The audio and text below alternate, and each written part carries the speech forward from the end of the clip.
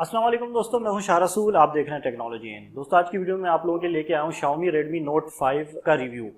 ये Xiaomi Redmi Note 5 जो है ये वही फ़ोन है जो इंडिया में Xiaomi ने Note 5 Pro के नाम से रिलीज़ किया था। पाकिस्तान में Xiaomi ने रिसेंटली इसका 3 GB रैम और 32 GB रोम वाला वेरिएंट Daraz.pk पे लॉन्च किया और ये मैंने वहीं से ऑर्डर किया था। मैंने एक अनबॉक्सिंग की वीडियो भी आप लोगों के लिए बनाई थी। अगर वो आपने नहीं देखी तो यहाँ ऊपर आई बटन आ रहा होगा, उस पर आप क्लिक करेंगे तो आप वो वीडियो अनबॉक्सिंग की इसकी देख पाएंगे। आज की वीडियो में हम इसका एक कंप्लीट रिव्यू करेंगे कि ये तकरीबन एक हफ्ते से मैं इस डिवाइस को यूज़ कर रहा हूँ, तो इसमें मुझे क्या चीज़ें अच्छी लगी, क्या चीज़ें बुरी लगी और फाइनली क्या इस प्राइस रेंज में ये एक अच्छी डिवाइस है या नहीं है। तो सबसे पहले बात करते हैं इसके डिज़ाइन के बारे में। डिज़ाइन की अगर हम बात करते हैं तो फ्रंट पैनल की जो इसका फ्रंट पैनल है उसमें हमें एक फुल व्यू डिस्प्ले मिल जाता है और ये जो फुल व्यू डिस्प्ले है ये एक फुल एचडी डिस्प्ले है और इस डिस्प्ले के अंदर हमें ऑलमोस्ट तकरीबन 6 इंच की स्क्रीन हमें देखने को मिलती है। अगर हम इसकी स्क्रीन की बात करें तो इसके जो कलर्स हैं वो काफ़ी अच्छे हैं। इससे पहले के जो हमें Xiaomi के डिवाइसेस देखने को मिली उनके मुकाबले में इनके इस फ़ोन के कलर्स मुझे काफ़ी ज़्यादा अच्छे लगे।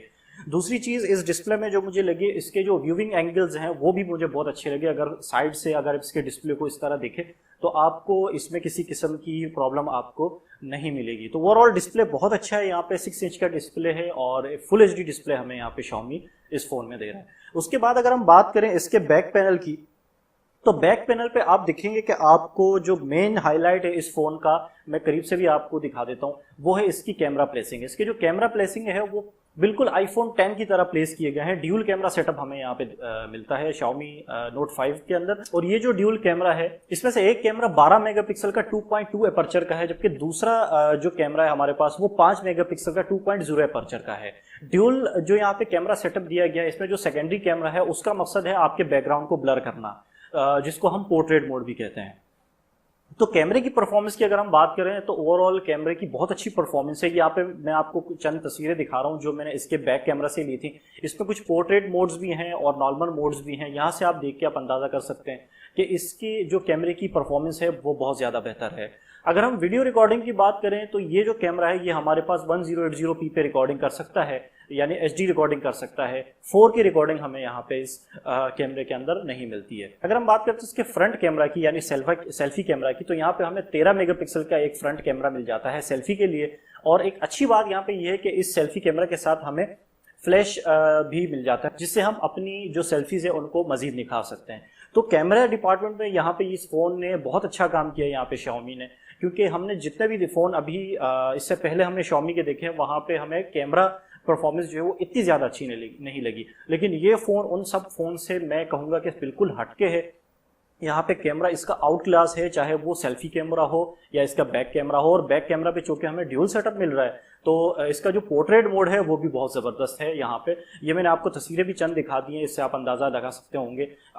ये सेल्फी वाली तस्वीरें आप देख रहे होंगे इस वक्त स्क्रीन पे। यहाँ पे आप देख सकेंगे कि सेल्फी जो कैमरा है इसका वो किस तरह की परफॉर्मेंस दे रहा है। अच्छा, ये जो इसका कैमरा है सेल्फी कैमरा, इसमें एक और खासियत ये है कि इसमें भी पोर्ट्रेट मोड का ऑप्शन दिया गया है।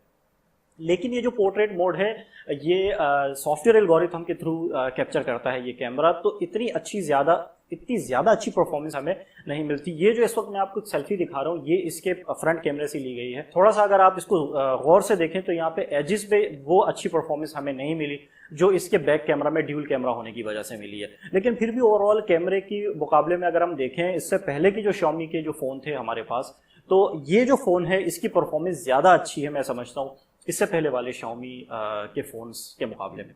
अब बात करते हैं इसके चिपसेट के बारे में। चिपसेट डिपार्टमेंट में भी यहाँ पे Xiaomi ने बहुत अच्छा काम किया। यहाँ पे हमें स्नैपड्रैगन का 636 चिपसेट जो है वो हमें मिलता है, जो कि एक ऑक्टा कोर बेस्ड CPU वाला चिपसेट है। ये जो चिपसेट है ये बहुत अच्छी परफॉर्मेंस अब तक रही है जितने भी फ़ोन्स में आया है। और इस फ़ोन में जो मैंने इसकी परफॉर्मेंस देखी है 3 GB रैम के साथ, तो बहुत डिसेंट परफॉर्मेंस मुझे लगी। किसी भी किस्म की लैगिंग, किसी भी किस्म की प्रॉब्लम मुझे यहाँ पे नहीं मिली है।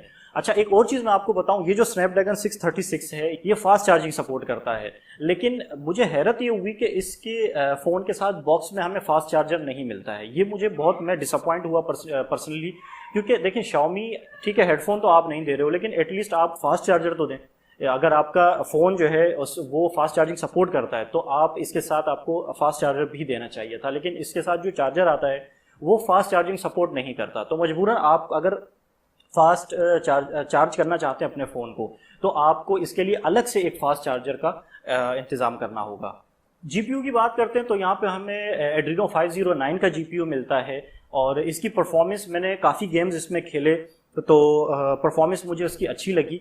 कोई किसी किस्म की मुझे इसमें लैगिंग या इस तरह के प्रॉब्लम सामने नहीं आए। जिस तरह एक मिड रेंज की परफॉर्मेंस होनी चाहिए उस लिहाज से इसको मैं कहूँगा बिल्कुल टॉप पे इसकी परफॉर्मेंस थी।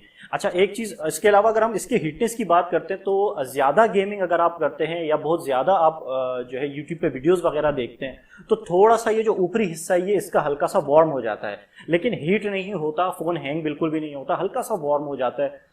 तो इसके लिए आपको बिल्कुल भी परेशान होने की ज़रूरत नहीं है। अच्छा जी, अब बात करते हैं इसकी बैटरी के बारे में। इसमें जो बैटरी लगी है वो 4000 mAh की बैटरी है, और जैसे कि मैंने आपको बताया कि इसमें चूँकि स्नैपड्रैगन 636 हमें मिलता है, तो ये जो फ़ोन है ये फास्ट चार्ज सपोर्ट करता है। तो मैंने इसके जो इसका बॉक्स है उसके साथ तो फास्ट चार्जर नहीं आता, तो मैंने इसके साथ अपना जो मेरे पास सैमसंग का फास्ट चार्जर है वो मैंने प्लग किया, और इससे जब मैंने इसको चार्ज किया तो इसने मुझे 45 मिनट्स में 60% फ़ोन को चार्ज किया। तो ये इसकी चार्जिंग, जो फास्ट चार्जिंग है उसकी परफॉर्मेंस मैं आपको बता रहा हूँ ताकि आपका अंदाज़ा सके कि ये फ़ोन कितनी देर में चार्ज होता है। तो इसने 45 मिनट में 60% फ़ोन जो है वो चार्ज किया था। तो ये इसकी जो चार्जिंग स्पीड है, फास्ट चार्जिंग की स्पीड है, वो स्पीड मैं आपको बता रहा हूँ। इसके अलावा अगर आप इसके बैटरी बैकअप की बात करते हैं तो इसका बैटरी बैकअप मुझे बहुत ही ज़बरदस्त लगा। अगर आप इसको वाईफाई से और नॉर्मल यूज़ करते हैं तो तकरीबन 2 दिन का बैकअप आप निकाल सकते हैं, लेकिन अगर आप डेटा की तरफ जाते हैं और थोड़ा सा यूजेज अपना बढ़ा देते हैं तो आराम से 1 दिन आप आराम से इसको यूज़ कर सकते हैं, बल्कि 24 घंटे से ये ऊपर भी चला जाएगा। बैटरी बैकअप इसका बहुत अच्छा लगा मुझे पर्सनली। इसके अलावा इसमें एक और चीज़ ने मुझे बहुत डिसअपॉइंट किया था, वो है इसकी जो 3.5 mm ऑडियो जैक है। वैसे अगर इसके स्पीकर की बात करें, अच्छा मैं आपको बताऊं, इसके अंदर एक ही स्पीकर हमें मिलता है। यहाँ पे नीचे मैं करीब से करके आपको दिखाता हूँ, ये नीचे जो इसमें स्पीकर दिया गया ये एक ही स्पीकर है, और इसका जो साउंड है वो डिसेंट साउंड है, बहुत ज़्यादा लाउड नहीं है और बहुत ज़्यादा लो भी नहीं है, डिसेंट साउंड है, अच्छा साउंड है। आप आराम से इससे जो है अपनी वीडियोस को देख पाएंगे, इसका ऑडियो आप सुन पाएंगे। लेकिन इसका जो 3.5 mm ऑडियो जैक है इसने मुझे बहुत डिसअपॉइंट किया। इसका जो 3.5 mm ऑडियो जैक है, इसके साथ जब मैंने अपने हेडफोन को इसके ऑडियो जैक के जरिए मैंने इसको प्लग इन किया तो मुझे हैरत हुई ये देख के कि इसका जो वॉल्यूम था वो मुझे बहुत ज़्यादा लो लगा, बहुत ज़्यादा लो लगा। मतलब नॉर्मली जब मैंने अपने सैमसंग के S8 पे उसी हेडफोन को लगाया तो मुझे जो साउंड था वो बहुत ज़्यादा लाउड लगा। लेकिन इसमें मुझे इस चीज़ ने मुझे काफ़ी डिसअपॉइंट किया कि इसका जो ऑडियो जैक का जो साउंड है वो बहुत ज़्यादा लो है। तो अगर आप बहुत ज़्यादा हेडफोन या हैंड्स फ्री यूज़ करते हैं तो ज़रा इस चीज़ को देख लीजिएगा कि हेडफोन या हैंड फ्री पे इस फ़ोन का साउंड बहुत ज़्यादा लो है। अच्छा, इसके अलावा जो इसका स्पीकर है उसका साउंड बहुत डिसेंट साउंड है, बहुत अच्छा साउंड है, आपको कोई प्रॉब्लम नहीं आएगी। अच्छा जी, अब बात करते हैं इसके फिंगरप्रिंट सेंसर की। फिंगरप्रिंट सेंसर जो है वो यहाँ पे बिल्कुल बैक में सेंटर में लगाया गया है, और इसकी जो परफॉर्मेंस है वो बहुत ज़्यादा अच्छी है, बहुत ज़्यादा फास्ट और बहुत ही एक्यूरेट है। इसको जब मैंने यूज़ किया शुरू से ही, पहले ही दिन से मुझे अंदाज़ा हो गया था कि इसका जो फिंगरप्रिंट सेंसर है वो बहुत एक्यूरेट और बहुत ज़्यादा फास्ट है। तो ये चीज़ मुझे इसमें बहुत ज़्यादा अच्छी लगी। फिंगरप्रिंट सेंसर वैसे भी Xiaomi के जितने भी फ़ोन्स होते हैं उनके जो फिंगरप्रिंट सेंसर्स होते हैं वो एक्यूरेट ही होते हैं, फास्ट ही होते हैं, और ऐसे ही हमें Xiaomi के Note 5 में भी हमें फिंगरप्रिंट की परफॉर्मेंस मिली है। अगर आप ओवरऑल फ़ोन के डायमेंशन की बात करते हैं तो फ़ोन हैंडी फ़ोन है, आप इसको आसानी से ये आपके हैंड में, हाथ में जो है समा जाता है, इसकी ग्रिप बहुत अच्छी है। लेकिन चूंकि ये नोट है तो नोट वाले जितने भी फ़ोन जिस भी कंपनी के हों वो थोड़े से चौड़े होते हैं। ऐसे ही ये फ़ोन है कि ये थोड़ा सा चौड़ा है, तो अगर आप इसको इस तरह देखें, अगर आप यूज़ करेंगे तो स्क्रीन के उस साइड पे आपका जो अंगूठा है वो आसानी से नहीं जा सकता। तो यहाँ पे थोड़ी सी आपको प्रॉब्लम होगी और मजबूरन आपको इस फ़ोन को 2 हाथ से इस्तेमाल करना पड़ेगा। तो ये थोड़ा सा इसका जो स्क्रीन साइज़ है वो थोड़ा सा इसका चौड़ा है, तो ये शायद आपको प्रॉब्लम आ सकती है। इसके अलावा एक और चीज़ देख के मुझे बड़ी हैरत हुई, इस फ़ोन में मुझे जो कीबोर्ड मिला वो मुझे गूगल का अपना कीबोर्ड मिला। हालांकि इससे पहले जो मैंने Xiaomi को फ़ोन देखे उनमें मुझे Xiaomi का भी कीबोर्ड मिलता था। तो अगर मुझे गूगल का कीबोर्ड नहीं पसंद तो मैं Xiaomi के जो कीबोर्ड आता है, Xiaomi के अपने जो यूज़र इंटरफेस है उसके साथ जो कीबोर्ड आता है वो मैं यूज़ कर सकता था। लेकिन यहाँ इस फ़ोन के अंदर मुझे Xiaomi का कीबोर्ड नहीं मिला। हो सकता है कि अपडेट्स के बाद ये जो कीबोर्ड है ये यहाँ इस फ़ोन में आ जाए कुछ दिनों बाद, लेकिन फ़िलहाल अब तक तकरीबन एक हफ्ते से मैं इसको यूज़ कर रहा हूँ और मुझे इसमें Xiaomi का कीबोर्ड नहीं मिला है। तो ये मुझे हैरत हुई, हालांकि ये जो फ़ोन है ये Xiaomi के MIUI जो इंटरफेस है, यूज़र इंटरफेस है, उसके साथ आता है और उस MIUI के साथ उनका कीबोर्ड भी आता है, लेकिन इस फ़ोन में मुझे वो कीबोर्ड नहीं मिला। एक और चीज़ मैं आपको बताऊँ यहाँ पे कि जब मैंने फ़ोन की अनबॉक्सिंग की थी, तो अगर आपने वो वीडियो देखी हो, अगर नहीं देखी तो आप देख सकते हैं। इसमें मैंने आपको कुछ चीज़ें बताई थी कि जिसमें एक चीज़ मुझे उस वक्त बड़ी हैरत भी हुई थी, जो एंड्रॉयड सिक्योरिटी पैच था वो मार्च का आ रहा था, लेकिन जैसे ही मैंने एक दिन इसको यूज़ किया अगले दिन मुझे अपडेट्स मिल गई और अब ये आप देख सकते हैं, आई होप कि आप देख पा रहे होंगे, इसमें अभी जो यूज़र इंटरफेस आ रहा है वो 6 मंथ का आ रहा है। तो इससे पहले जब मैंने इस फ़ोन को अनबॉक्स किया तो उस वक्त मार्च का आ रहा था और मुझे हैरत हुई थी, लेकिन फिर अगले ही दिन अपडेट आ गई और ये जो सिक्योरिटी पेज है ये जून का अपडेट हो गया। तो ये एक अच्छी चीज़ थी और इसके अपडेट के साथ साथ इसका जो MIUI है वो भी अपडेट हो गया था, 9.5 पे आ गया था। तो ये चंद चीज़ें थी कि अपडेट के मामले में ये फ़ोन मुझे अच्छा लगा कि इसमें इतनी जल्दी अपडेट्स आई और ये सारी चीज़ें इसने सेट कर दी। अच्छा जी, अब बात करते हैं इस फ़ोन की कीमत के बारे में। देखिए, जब ये मैंने परचेज़ किया था उस वक्त चूँकि ये प्री ऑर्डर चल रहा था दराज.pk के Xiaomi की तरफ से, तो ये मुझे मिला था 23,000 रुपये में। लेकिन अब इस वक्त अगर आप दराज.pk से ही इसको परचेज करें या Xiaomi के किसी स्टोर से इसको परचेज करें तो ये आपको तकरीबन 25,000 रुपये में मिलेगा।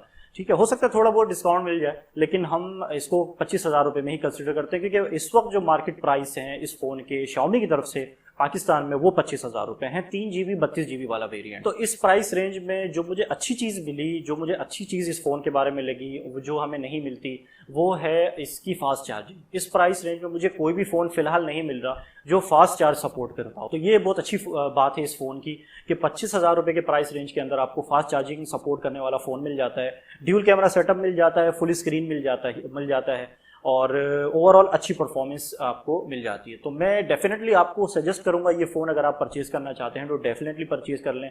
बहुत अच्छा फ़ोन है, परफॉर्मेंस बहुत बेहतर है इसकी। अगर आप बहुत ज़्यादा हैवी यूज़र्स, गेमिंग वेमिंग नहीं करते, तो 3 GB रैम और 32 GB स्टोरेज वाला ये फ़ोन आपके लिए मैं समझता हूँ कि काफ़ी होगा।